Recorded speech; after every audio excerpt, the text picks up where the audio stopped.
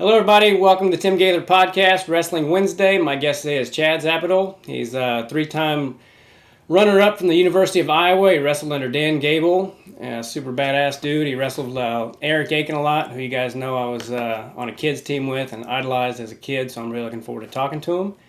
And let's bring him in. How you doing, man?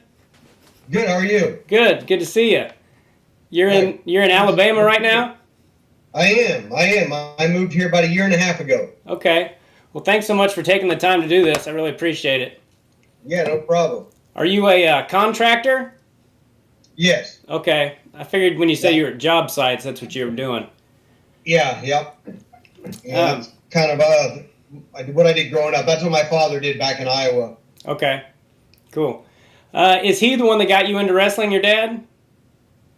Well, I mean, my dad was definitely, my whole family was very supportive, and there was wasn't so much who really got me into it. He hadn't wrestled before or anything like that. The person that probably really got me into wrestling the most really probably was my junior high wrestling coach. Oh, really? And I did a little bit of wrestling before that, but not much till junior high, and he's the one that kind of got me into it probably the most. And then I kind of realized that was kind of the sport for me. I actually played basketball, like in just like little youth things, basketball and wrestling. And I always kind of say, I don't know if he realized how short I was going to be or if he saw my potential in wrestling, but one of the two got me into wrestling more. Yeah. So your freshman year of high school was the first year you were serious about it? Probably in junior high was really when I kind of got, a little more into it in seventh grade. And then, it wasn't until then that I kind of concentrated on just wrestling because, like I said, in like little kids' youth stuff, I did basketball, and then I would do like a little city wrestling tournament. But it wasn't until then that I really did anything outside of Centerville, Iowa. So then seventh grade was when, like I said, I kind of got into it a little bit more. I really started liking the sport. My junior high wrestling coach, his name was Stan Matty, and he was also a high school football coach. He's the one that kind of got me into it, and then that just kind of snowballed from there, throughout junior high and high school. Yeah. How did you do in high school? I was a two-time state champion in Iowa and a three-time finalist. Okay. And kind of a unique story is that every single person that I wrestled in the finals in high school was my teammate in college. Oh, really? Yeah, I remember reading somewhere or hearing you talk about it. Did you wrestle Terry Brands in one of your state finals? I wrestled when I was a sophomore. I wrestled Tom Brands. When I was a junior, I wrestled Terry Brands. And when I was a senior, I wrestled Kent Stryker. Okay. So all three were, we all became teammates at Iowa. And did you win it your junior and senior year? Yes. So the state finals you lost was to Tom? Yes. As a sophomore, he beat me, and then I beat Terry as a junior. And then, then like I said, Kent Stryker was a three-timer. I wrestled him. He was actually a junior. So he was going for his third as a junior when I wrestled him in the finals, and then he ended up winning it again the next year. So he ended up being a three-time state champ. So he went to Iowa. His older brother, Doug Stryker, was already wrestling at Iowa. Yeah. So that was kind of like, a family affair there. And all of us, were teammates then, of course, at Iowa. So. Did Tom and Terry, like when you wrestled Terry your junior year, was it similar to wrestling Tom, or did they have different styles? Well, I think that they're similar. I think you definitely kind of say their style was similar. I don't think you'd say that they're the same. And, being a year apart, it's kind of hard to kind of go into the really fine little details of remembering the matches. But they definitely have kind of a similar style. I mean, they definitely have you could just know from them wrestling at Iowa, wrestling internationally, they definitely have just a nonstop action, in your face kind of style of wrestling. And, I'd say that probably a little bit of it was, me being able to grow a little bit and throughout that year. And obviously, for me, probably, kind of concentrating on wrestling them throughout the year kind of helped me prepare for Terry a little bit more as well. Yeah. I think as a freshman, I qualified for the state tournament as a freshman and didn't place. And so, coming in as a sophomore, probably surprised, a lot of people making it to the state finals, I guess, for one. Yeah. What weight were you in high school? I started out at 105 as a freshman, went to 112, and then my 2 final seasons I was at 119. Okay. So did you ever consider any other schools besides Iowa, or was it always going to be Iowa for you? You know, when you were a senior in high school, you actually get 5 visits to go recruit to go to schools. Okay. And I had those set up, although I think that, I think in the back of my mind, I really wanted to wrestle for Gable. And, growing up in Iowa, it's such a household name. I visited Wisconsin. I visited Iowa State.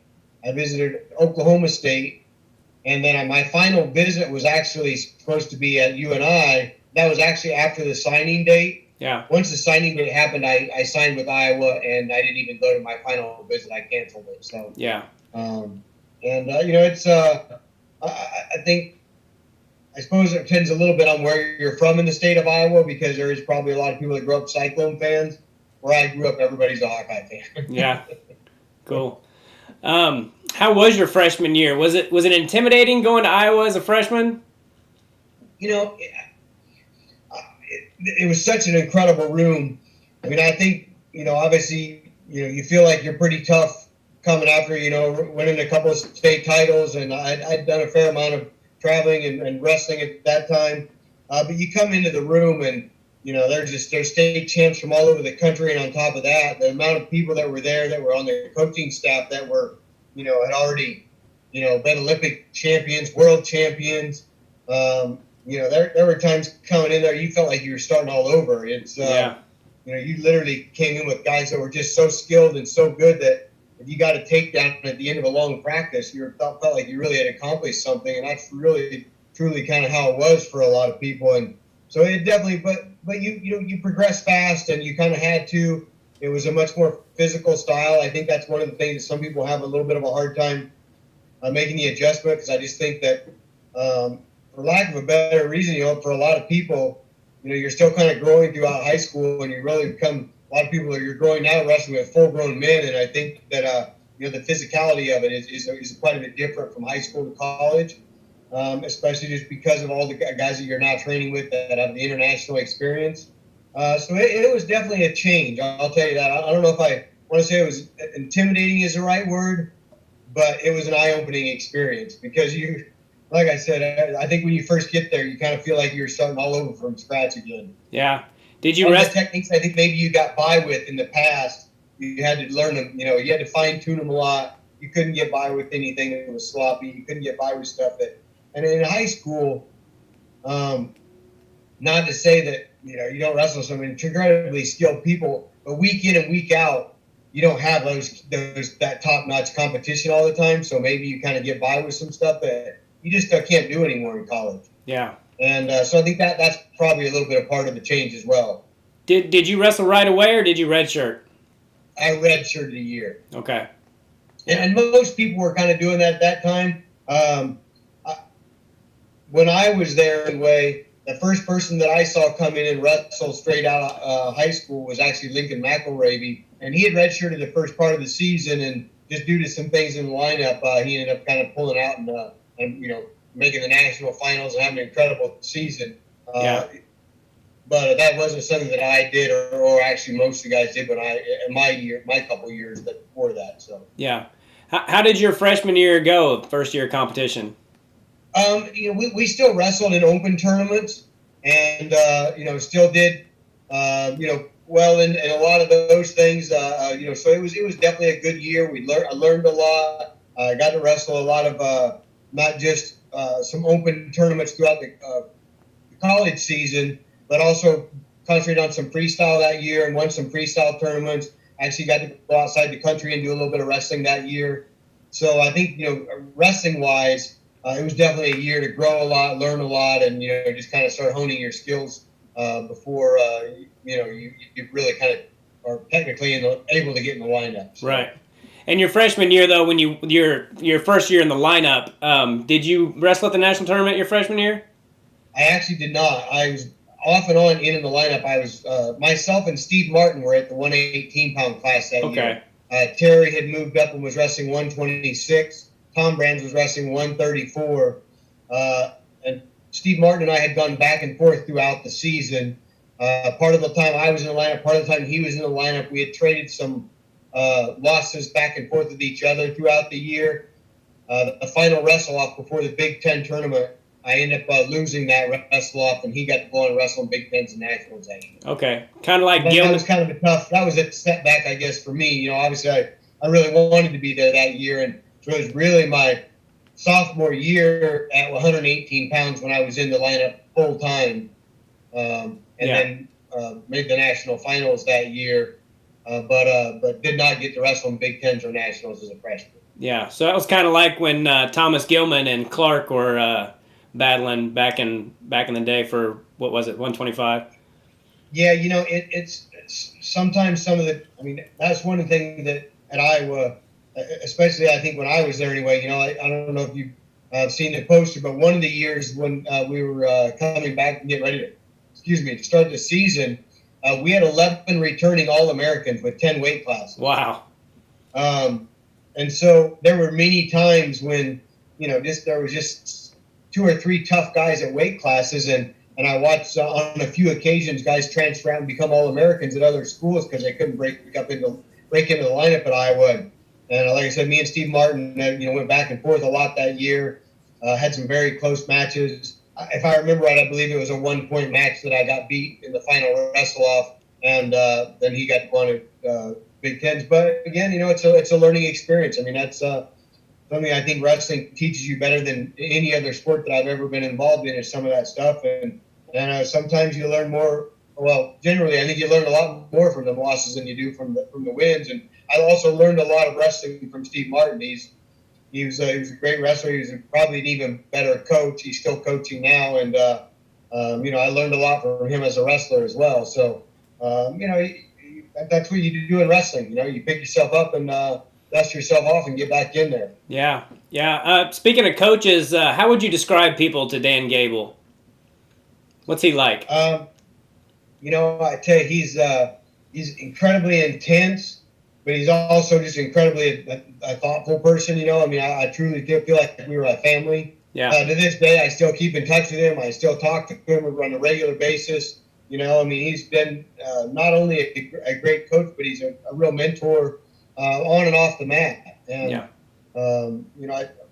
our team did a lot of stuff together when I was there at Iowa, on and off the mat. I still keep in contact with a lot of the guys. And that's something I think wrestling kind of truly makes as a family. Yeah. And all the kids I grew up wrestling with, from when we were, younger, junior high, high school, I keep in touch with a lot of them.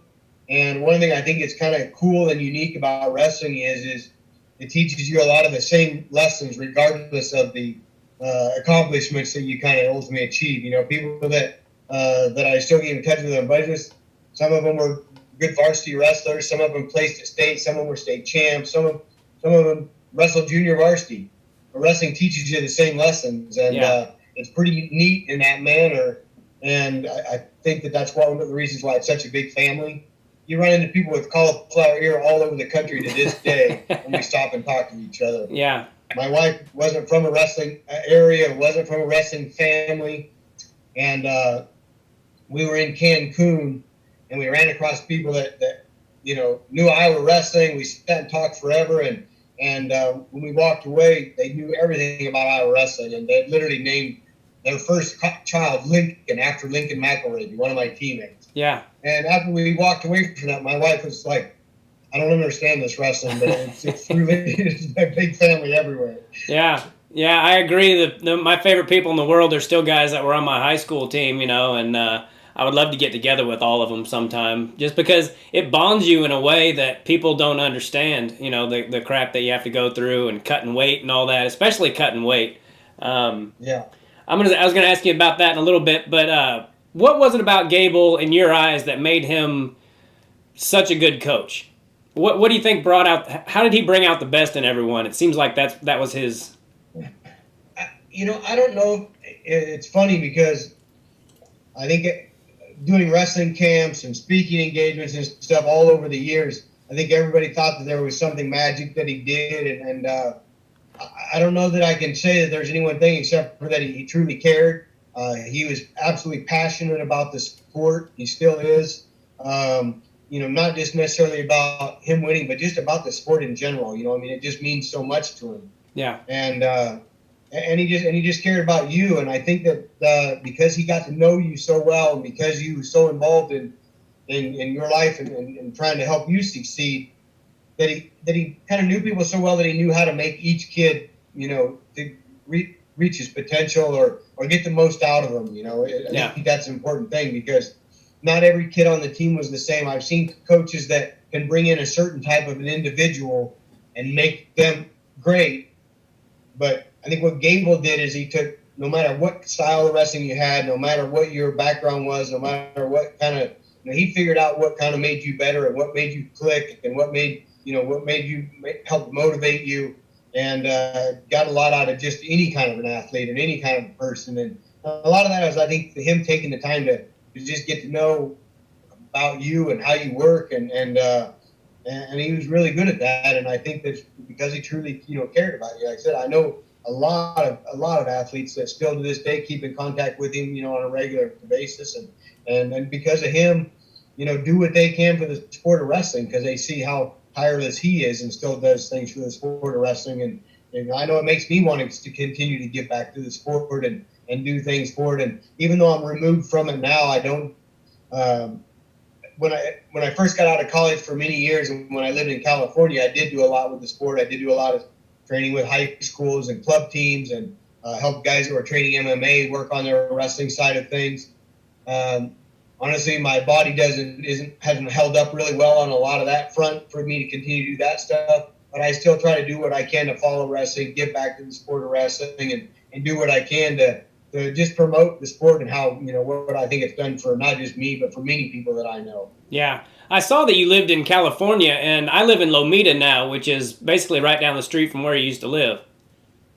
Yeah, I lived in California for a little over 20 years. Okay. And the last many years I lived in Long Beach. So obviously we weren't too far away. And when I was kind of doing more, was more involved in the sport, I actually was living up in the South Bay, and I kind of did a lot more with schools around Torrance, Redondo Beach, kind of some of the areas in the South Bay.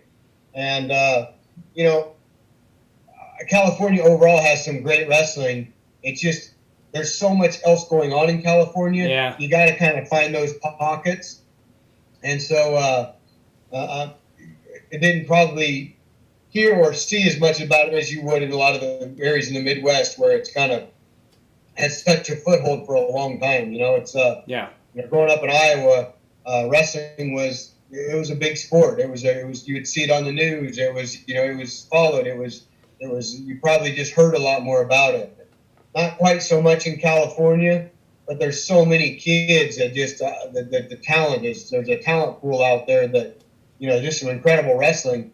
You had to look a little harder and search it out to find it a little bit more. So yeah, did I had Barry Davis on, and he was telling me some great stories about how nobody could beat Gable, like Randy Lewis and even Ed Bannock and those huge guys. Did he ever wrestle anybody when you were? Did he still wrestle guys? Oh yeah, he was still wrestling people when I was there, and in fact, it took him a while to get warmed up and loosened up. And when I first came into Iowa, I had a bit of a hard time getting away on the bottom, just because you were wrestling guys of a better caliber. A lot of times in high school, I concentrated more on my feet.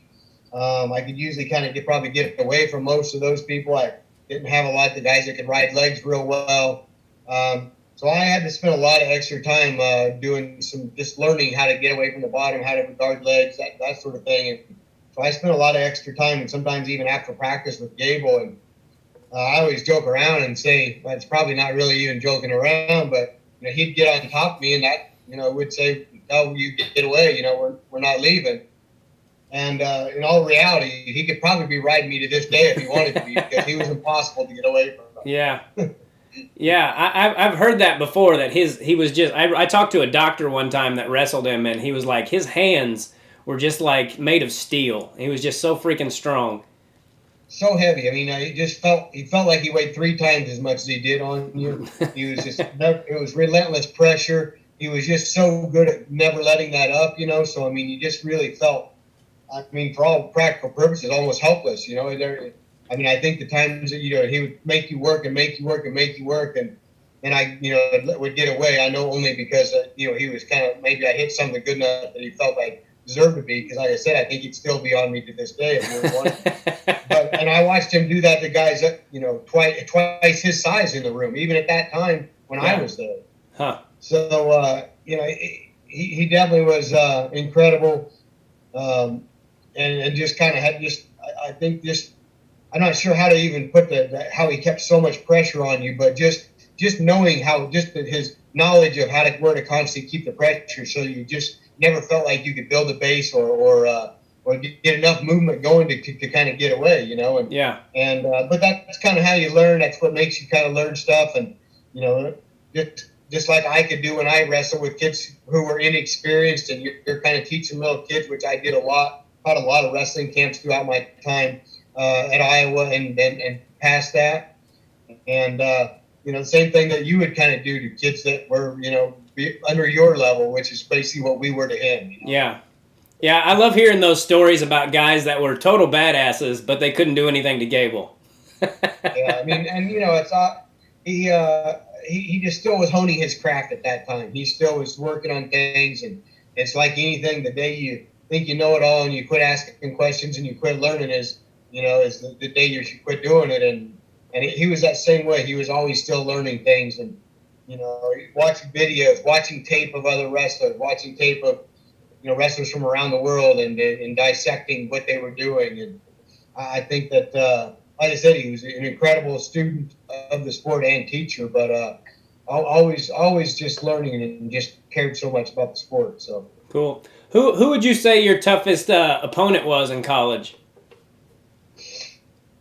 Well, obviously I did fare very well against Jeff Prescott in the finals.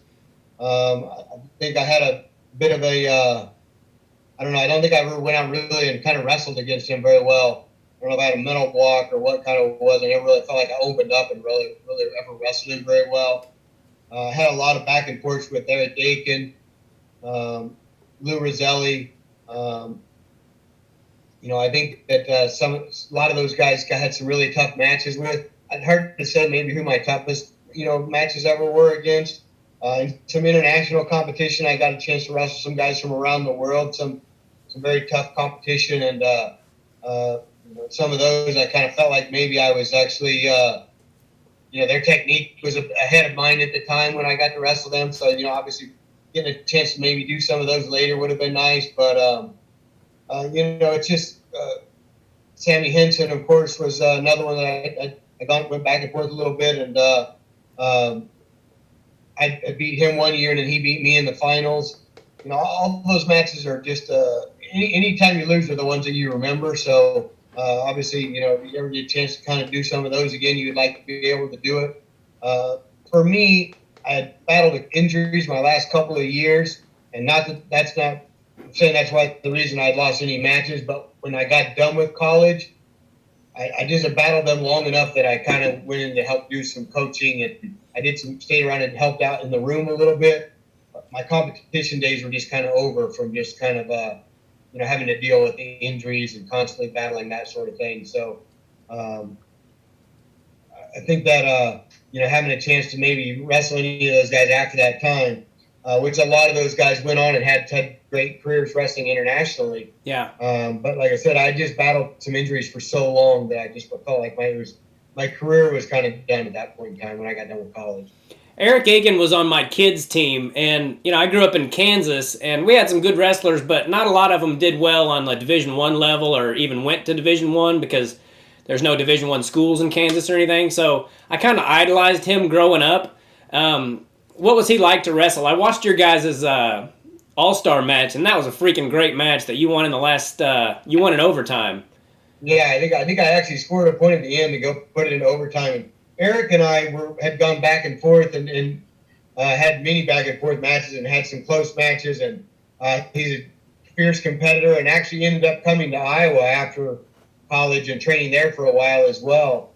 And actually, he was one of the guys that we kind of ended up becoming pretty close friends over our rivalry and just back and forth competition and was always tough in matches. Always, like I said, he was just always a competitor, And I think that we had a little bit of an admiration for each other, maybe partly too because of being at Iowa and Iowa State, interstate rivalries. There's always kind of a big rivalry there. And we really weren't that far away from each other. There's some people that you maybe would rarely see throughout the season, or maybe you'd only see him at the national tournament, whereas him and I would kind of not only see each other at duels throughout the year, at some different competitions, but we weren't that far down the road from each other. So I think that's probably maybe what even helped bring him down to Iowa, was just kind of having that back and forth and that rivalry between Iowa and Iowa State. And then of course I was not competing at that time, but he had the Brands brothers to kind of keep training with and competing with on the international level. So yeah, your weight class was like a golden age, man. I mean, Lou Roselli and Akin and Henson and Jeff Prescott and you, and there's probably some other guys that I'm not naming, but holy shit. There definitely was.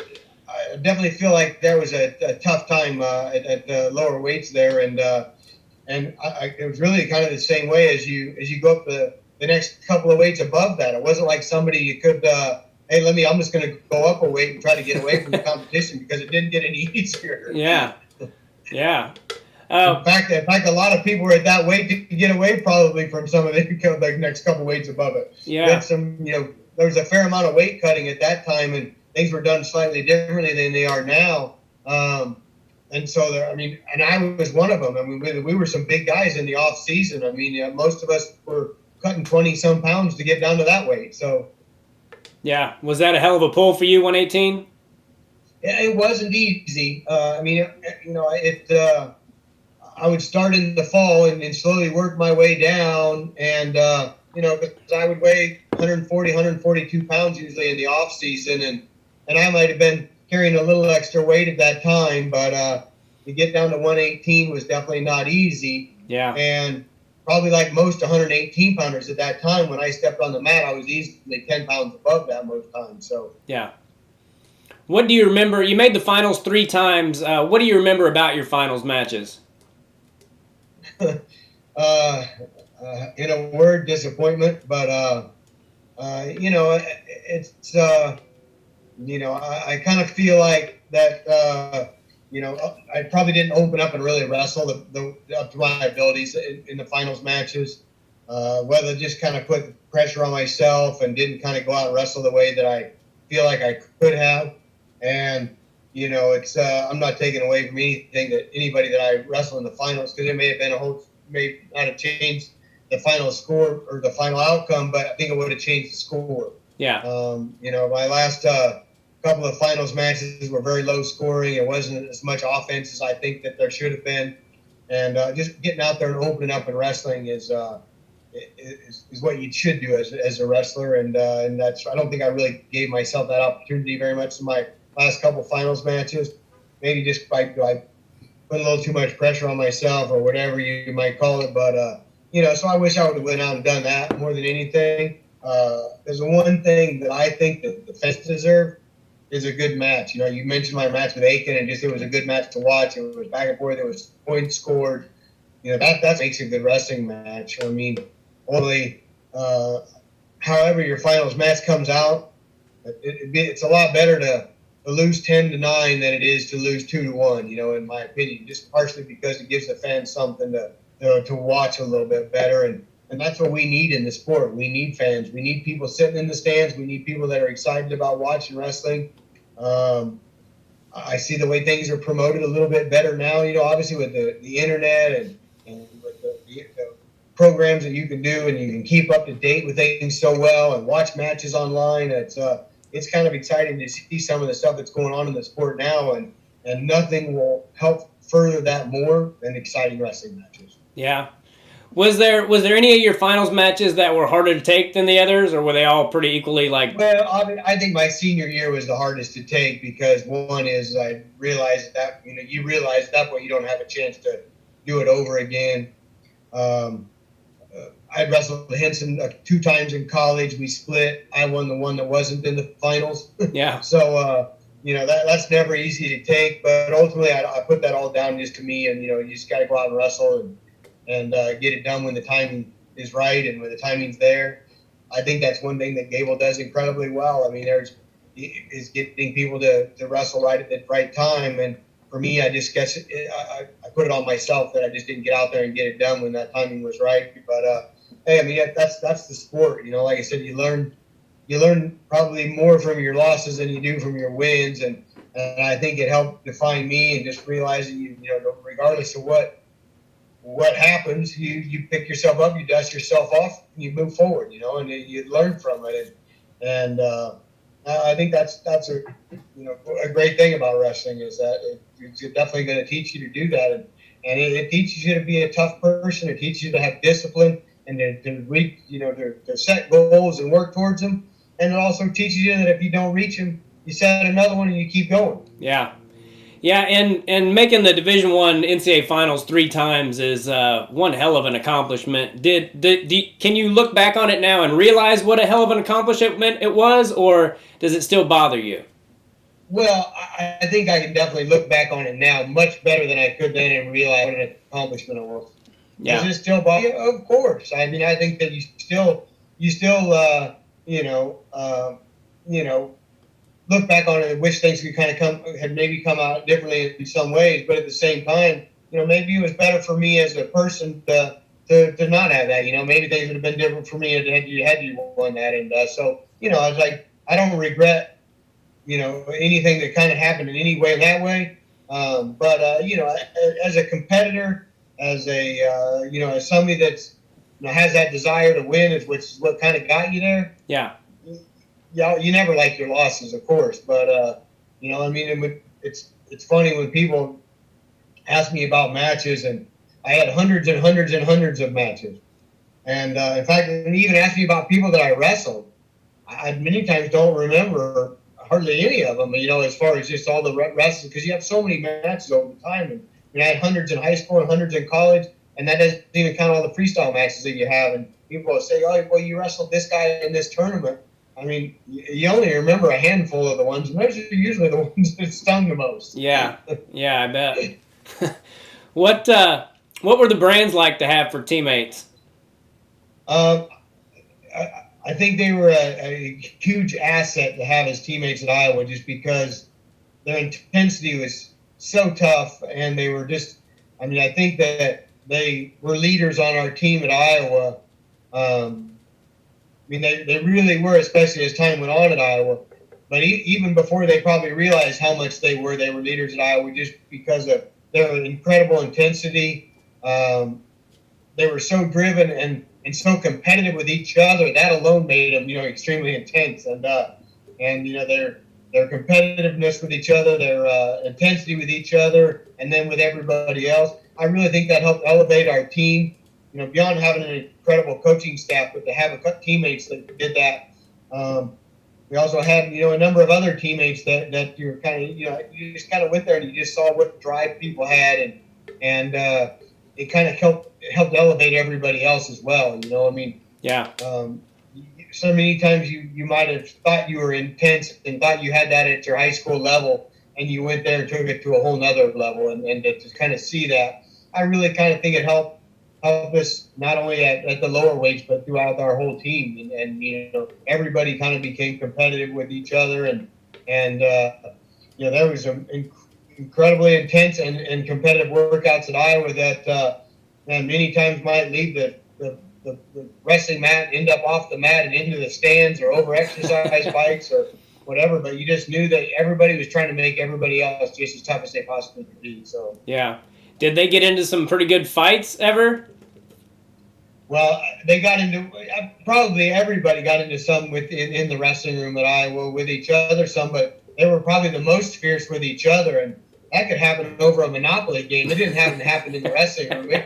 It could happen over, you know, what they might have wanted to watch on television or whatever. And we had a pretty unique situation when a lot of us moved out of the dorms. A bunch of us moved into a apartment building that was literally right next door to Carver Hawkeye Arena. So all of us could just literally walk across the street and work out, which, you know, especially those of us that had to cut a lot of weight, we not only had a lot of workouts for the team, but we might even have to be over there some extra to keep our weight down. So in this apartment building was literally probably 3/4 of the wrestling team, and maybe not more than that. So we all lived in the same apartment building, so we saw each other not just in practice, but outside of practice. And, we heard each other down the hall. So it was kind of like being in a dorm, but with just with an apartment building that was next door. And it was probably a pretty neat, unique situation as well. And we had a few other regular students that probably got to know us wrestlers as well as half the team. In fact, there's a few of the people that lived in that building that weren't wrestlers that I also still keep in touch with to this day. Yeah. Because they seem so close to the wrestlers and the wrestling team. They still go to the meets. They still go to the nationals. And they probably got to see some things that they could probably tell better stories than some of the wrestlers could, I think. Yeah. I heard that the Brands didn't take losing all that well. Do you have any stories about that? Well, I mean, like I said, I think some of that even could happen from anything. I mean, that some of that stuff could happen over a board game. Some of that stuff could happen over, we used to just screw around and play rock, paper, scissors, and we'd have rock, paper, scissors tournaments, sometimes when we kind of had a little bit of downtime. And I mean, that might end up in a wrestling match actually because of just, how that happened. That's just kind of the way it was. There was a lot of competitive people, and with the Brands brothers, I mean, I'd see them do that. I mean, I remember in one time, I think that they ended up getting into a wrestling match with a heavyweight, John Ostendorf at the time, and over, some stuff like that. It didn't matter. It didn't matter what size. It didn't matter what anything. And just very competitive people. And, like I said, it was definitely, I think it just truly helped our team take us to kind of an even higher level, just to kind of have that around you. And it kind of taught you to be competitive all the time and never let your guard down, always kind of just be working towards, making our team, the best it could be. And I think it really helped. Yeah. I think that's what probably made us, be national champs all those years. Being part of a 3 national championships teams is to me is quite an honor. And I think that's one of the things that I'll always look back on and, kind of have as an honor. So. Yeah, I heard that you had a tattoo that upset Gable. Is that true? Yeah. It's so a number of us had gotten tattoos when I was wrestling there at Iowa. Yeah. And the first one I got was on my leg, and it was had the letter I for Iowa, and had a wrestling hawk on it. And then I got actually a flying hawk done across my chest, which is just kind of a small one that was put on my chest. And I don't know, after I kind of got not one in the finals, I had it changed, and I have it as a big hawk, and it's the picture of it is tearing my heart out of my chest. And I guess Gable maybe took that to heart, maybe even more than I did, because it always kind of bothered him, that the symbolism of it. But I don't look at it back as in a bad way, or that that I have any negative feelings of Iowa or my team or anybody else. I mean, I truly love it. That's my family. That's it's in my blood. I mean, I bleed black and gold to this day. I mean, it doesn't have anything. It's not that part of it. But my tattoo now is there's a large hawk, and it's pulling the heart out of my chest. Yeah. And it's like I said, it's I think it's more of a tribute than it is than a negative thing. And there's no doubt that probably it makes you feel like that a little bit at that time. But like I said, it's not so much that it's in a negative way. It's yeah. I'm a Hawkeye through and through. Yeah, I heard that you guys still to this day have a pretty special relationship, you and him, Gable. Well, we definitely stay in touch, and like I said, he's definitely been my obviously, I'm very close to my father into this day, and I'd say he's my biggest mentor of my life. But Gable has actually had a huge impact on me as well, and like I said, I still keep in touch with him, and we definitely always kind of had a real close bond. So yeah. I should have messaged you this so you could have some time to think about it, but do you have a Gable story that's like your favorite? Do you have a favorite Gable story? Oh, man.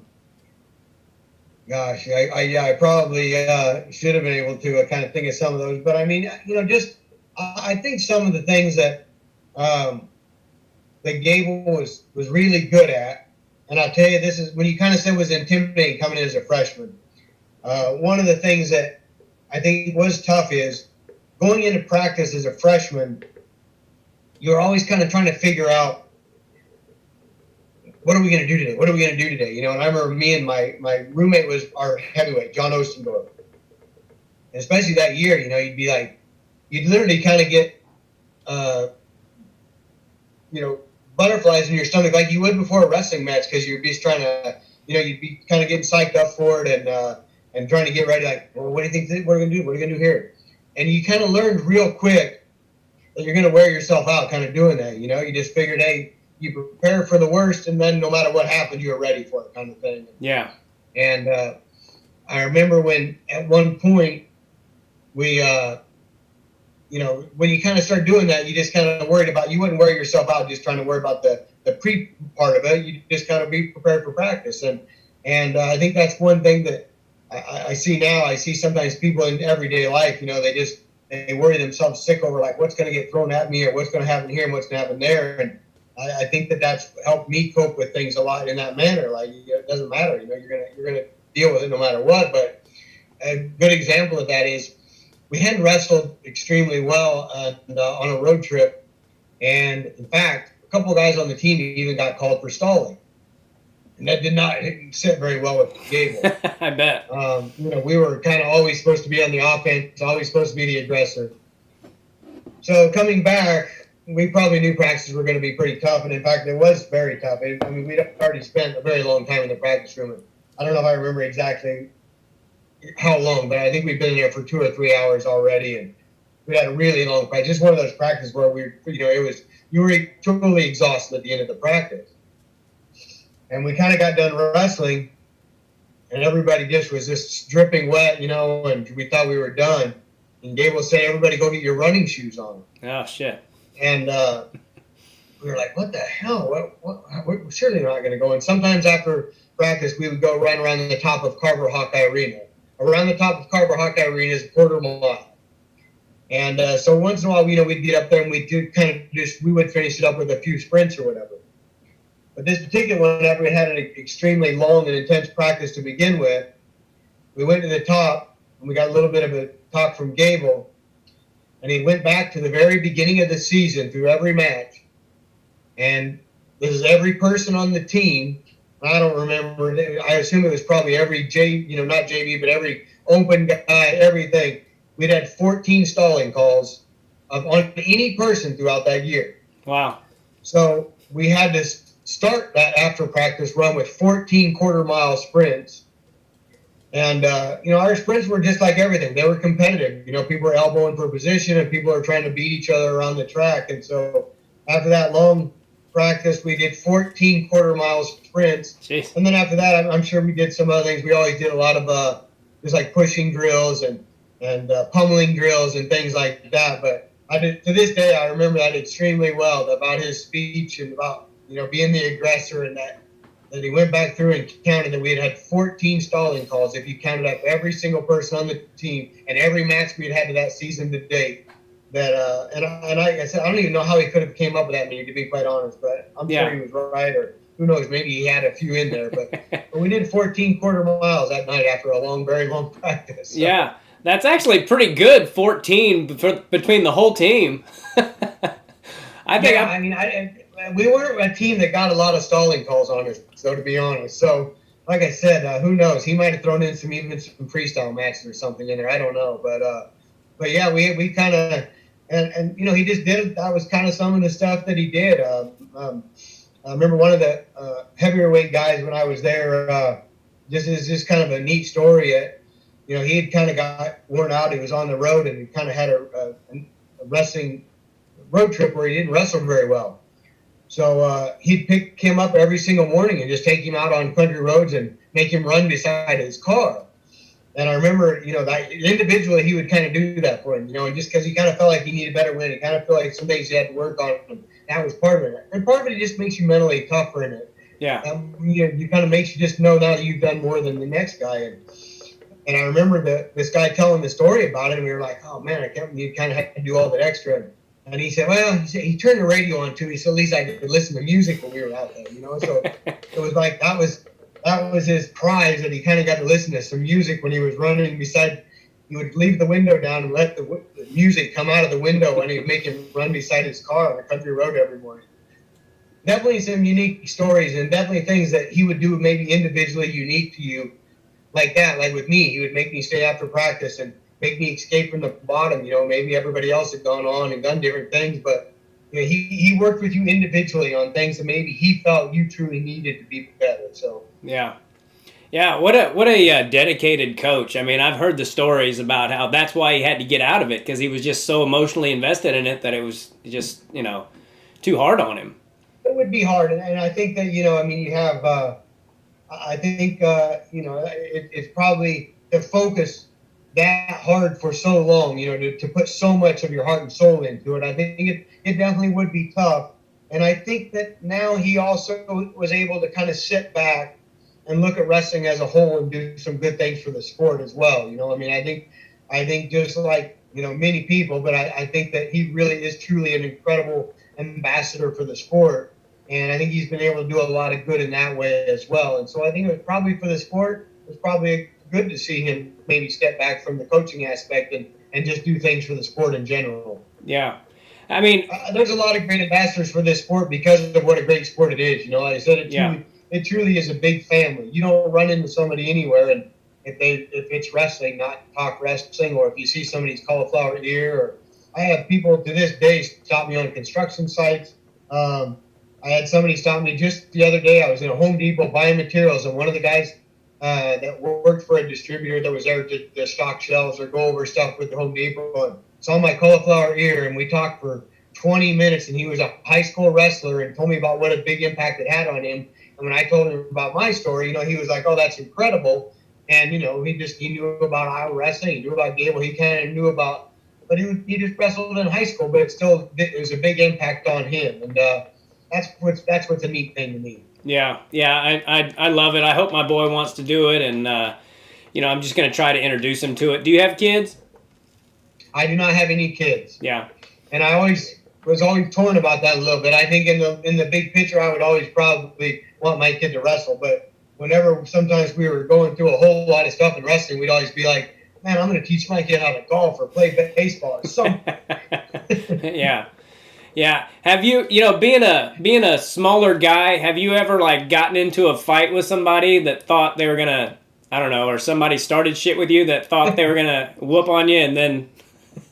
Oh, yeah. On a few occasions, that's definitely happened. I mean, I've been in a handful of fights in my life, maybe a good handful of fights.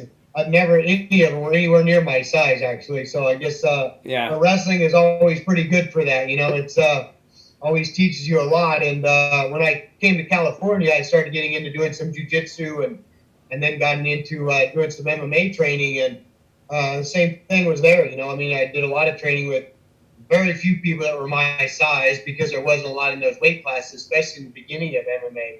So almost everybody I trained with was many times bigger than me, and many times it surprised the heck out of people how wrestling, you could control movement and control where they were going and get them on the ground and stuff, even if they were twice your size. And these were many times people that were pretty skilled in other disciplines, but that's why everybody started wanting to learn wrestling so well. In fact, when I first kind of started getting into jiu-jitsu and they found out your wrestling background, many places open their doors to you and let you come train entirely for free if you just teach them some takedowns. Yeah.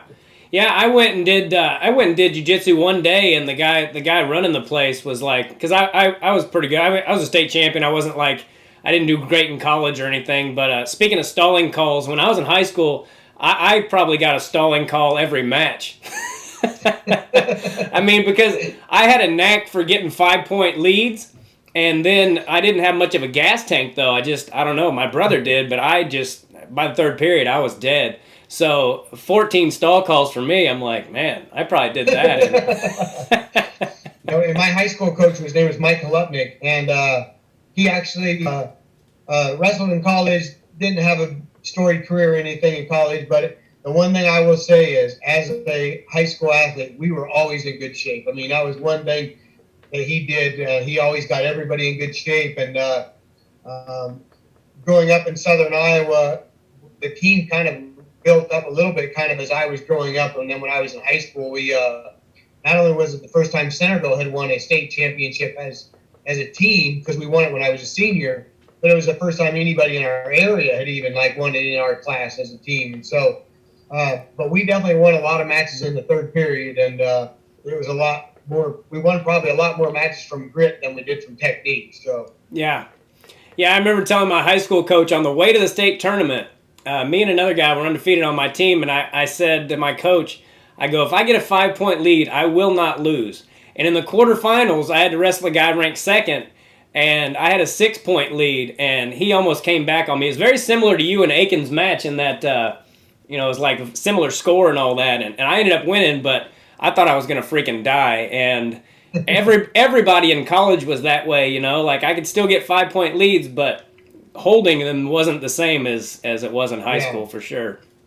For one is that I think that in high school especially, you get a little bit ahead of people. It's a little easier for them to, I don't want to say break them, but it was a little easier for people to not feel like they still had a comeback. Whereas in college, it was kind of up a level that no, they weren't going to just lay down for you just by getting ahead for a few points. So. Yeah. Well, I've really enjoyed talking to you. Do you think that the college season is going to happen this year? Man, I tell you, I don't know. I mean, I really think as you see any of this stuff going on in sports, it's going to be so tough to do, especially a sport like wrestling where there's so much contact. I mean, I don't even know how they'll do football, to be quite honest. They keep talking like they're going to, but as soon as this starts happening and, a couple people get test positive for coronavirus and everybody has to kind of go through that procedure and it's going to be really tough. This whole year is going to be, I mean, it's to see what's already happened to, some of these kids and then with what's gone on. I mean, it was so sad to see the springtime, with what happened. So I'm really hoping that, we start figuring out something to get past this COVID-19 business. Yeah. It's been a tough year and it's been a crazy year. And I mean, it even come down to some of the situations that I've seen going on this year with people that are in the hospital and fighting cancer and this, that, and they're kind of sitting there doing it on their own. If you put really things in big perspective, it'd be a really bad year to kind of be having to deal with anything like that. Yeah. And I just hope we can get something figured out to get past this and get back to a little more of a normalcy. Yeah. And how hard was it to be such a Hawkeye fan with them being the front runners to win it this year? Was that? Yeah, it was very tough, especially just because they really kind of were getting the team put back together and really feel like they were kind of back on top. And Penn State made a heck of a run. I mean, they've had some really good teams and still do. Yeah. But I kind of feel like this is our year to beat them. And it was sure tough to kind of see that all happen this spring. And I don't know. I'm not so sure that we're going to see much happen in this fall either, to be quite honest. It's just, I really hope that, something starts coming around whether it be a vaccine or something. And I don't know that a vaccine is going to make everything go back to normal. We've had a flu vaccine for how many years, and still people are passing away from the flu every year. I mean, it's definitely going to probably take a little while to see some things get back to normal. So yeah. Well, yeah, this was a hard year. I'm a wrestling fan more than anything. Like I don't necessarily have a particular team, but I was definitely pulling for the Hawkeyes this year, and I've always liked the Brands brothers, and especially to watch and coach and all that. They're the guys that made me kind of scared to wrestle in college because I thought everybody was like that. I went and watched the national duels my senior year of high school, and I saw them wrestling, and I was like, those guys are freaking psychos. I don't want to wrestle those guys. Yeah, they were kind of a breed unto themselves, but like I said, that truly helped our whole team for sure. Just the competitiveness of them and the fire that they had. I mean, they really trained like madmen, and I think it kind of helped everybody. So yeah, Tom Ryan was one of your teammates too, right? Was he on your team? Yeah, he is a great. He's a great dude from Syracuse while I was there, and another great competitor. Doing an incredible job at Ohio State. I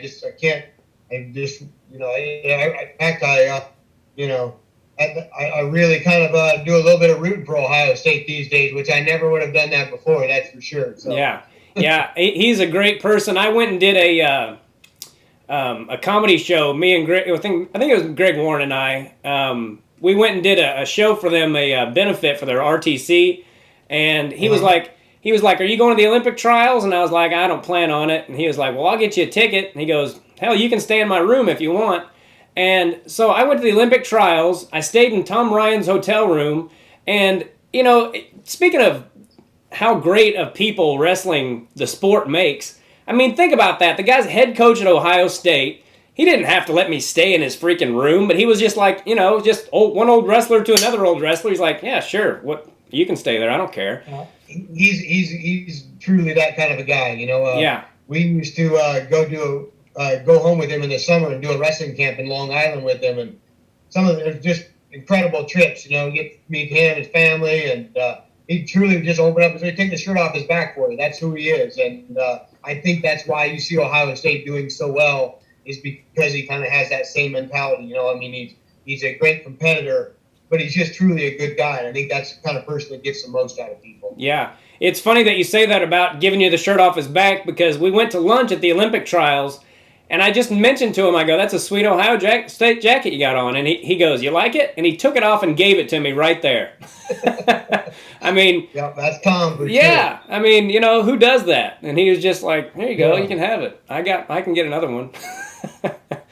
That's why I say the guys that were there when I was there. I mean, we were really close, the whole team, and we really spent a lot of time off the mat as well as on. And we had a pretty unique situation in Iowa. Not say it's unique that other places don't have it, but because you wrestle for Gable, you got the opportunity to do so many wrestling camps. Because I think, not really, but a lot of people just thought you were coming in and give them all the Gable secrets kind of thing, like there was any, But I mean, but we got the opportunity to do a lot of wrestling camps, and so throughout the summer, I traveled around a lot with those guys in the summer. I mean, we get to go to just do things that you wouldn't always get to do, and whenever you do the wrestling camps, because like you said, you were going to doing it for other people in wrestling that you met your new best friend.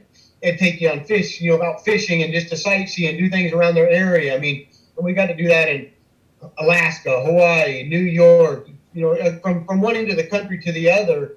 And wrestling at Iowa kind of allowed that, gave you the ability to be able to do that. I met so many great people doing that, and just getting to be able to kind of travel around and see stuff, especially for, somebody from a small town in Iowa, that my hometown in Iowa has not even, 500-600 people in them, where I got bused into school only has a few thousand people, so yeah. It was kind of neat to get to travel around and do all that stuff. So.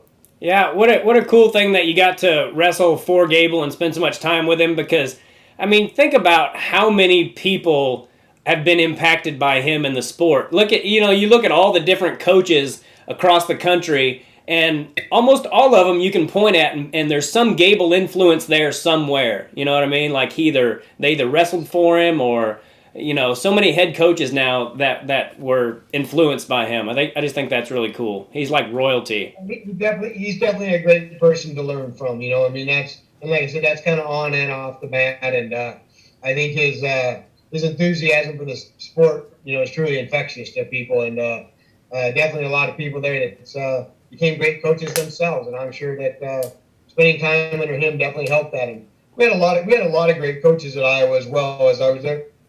On the coaching staff in general, and the Hawkeye Wrestling Club being there, it's always kind of allowed you to be around a lot of other great competitors as well that weren't always even still in college. So that's always kind of a good thing as well. So yeah.